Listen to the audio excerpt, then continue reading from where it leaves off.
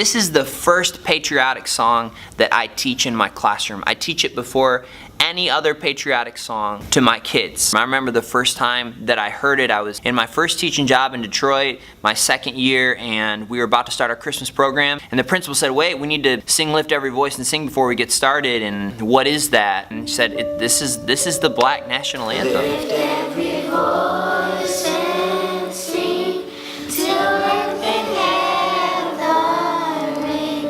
ring with the harmony. In grade school, I think I learned every national patriotic song. The teacher would be walking around and she would bend down and listen to our voices. And we sang the Star Spangled Banner, God Bless America, My Country 'Tis of Thee, Yankee Doodle, Oh Canada. In 1900, there was a principal. His name was James Weldon Johnson. He was a principal at a school in Florida, a segregated school. He decided to write a poem, and he penned the words, Lift Every Voice and Sing. It was performed by 500 school children. A few years later, his brother set it to music, and this song is a centerpiece in my classroom when it comes to my students' identity in this country. The NAACP adopted Lift Every Voice and Sing as the Black national anthem. And Anthem, started to learn more, and I started to talk to my friends. I talked to a friend, his name is Kufier, and you're gonna hear from him actually in a second. He said, Lift Every Voice and Sing is America's counter-narrative. Let every sound, loud as the rolling sea. It's the national anthem for the marginalized. It's the national anthem of the oppressed. It's the national anthem for people when they hear in the Star Spangled Banner, the land of the free and the home of the brave, who reflect on their family's history and say, you know what, my family wasn't even considered a whole person. On the Statue of Liberty, where it says, give me your tired, your poor, your huddled masses yearning to be free. But what about my family that was here? And over the course of history in our country has been systemically, economically, politically, physically oppressed. Sing a song full of the faith that the dark past has taught us. Lift Every Voice and Sing is the anthem for those. It's been weaved in and through history, through the civil rights movement. I went online and I Googled patriotic songs to teach kids, and I clicked on some popular lists. All the songs from my childhood popped up. My Country 'Tis of Thee, Star Spangled Banner, Oh Canada, Yankee Doodle. Yankee Doodle made it on the list. Lift Every Voice and Sing didn't. Lift Every Voice and Sing is the national anthem for those who acknowledged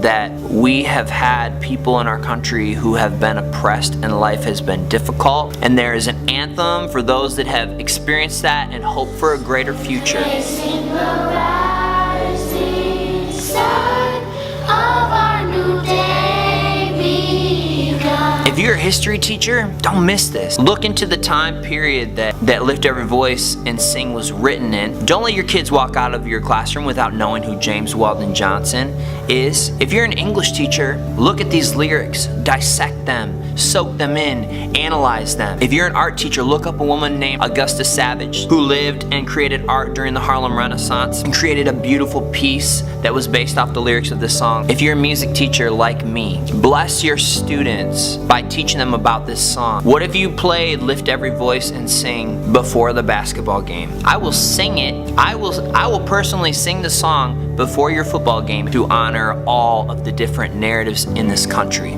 The more I spend time with my students and their families, the more I soak in their stories and delight in their culture. The more I hear the song, the more I reflect on it, the more I want to put my hand on my heart and stand and honor it with people. I began to learn Lift Every Voice and Sing when I was 5 years old and a kindergartner at Miller African Centered Academy, which was the first school I ever attended.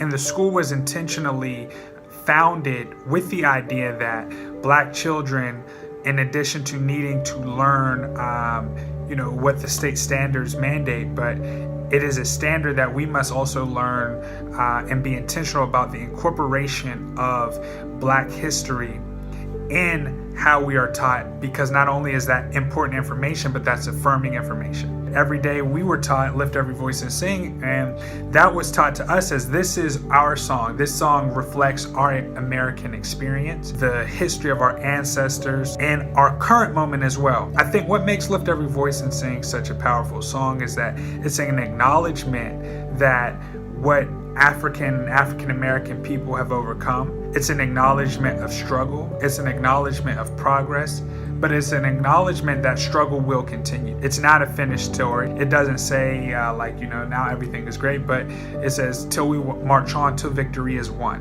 It's a song about unity. It's a song about saying even though we have overcome, the struggle continues.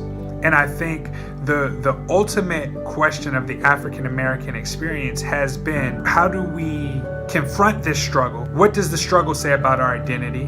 What does this struggle say about our country? When we put those two things together, what does it say about both of us and our relationship? And Lift Every Voice and Sing was very important to young Black children in giving us a sense of the incompleteness and the confusion of the American experience is not an indictment on us, but rather we can make sense of this, and we can struggle, and we can be victorious, and there is value in our struggle. Let us march on to victory is won.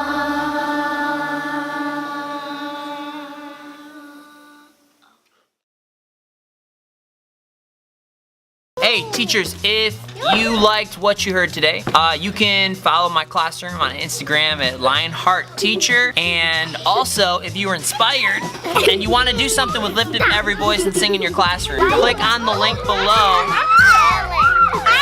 and you're gonna find a few things that could be helpful in your classroom. Find the lyrics to the song. You're also gonna find a custom coloring sheet that you're not gonna find anywhere else of James Weldon Johnson. It was created by Nikki Steffes Art. I'd also like to recommend to you these Crayola multicultural markers that are awesome for students to be able to see themselves with skin tones that actually match them and the people that they're coloring. You're also gonna find a small reading segment with some questions that's geared towards elementary kids. So I hope it makes a difference in your classroom. I hope that your classroom grows in culture today. Bye.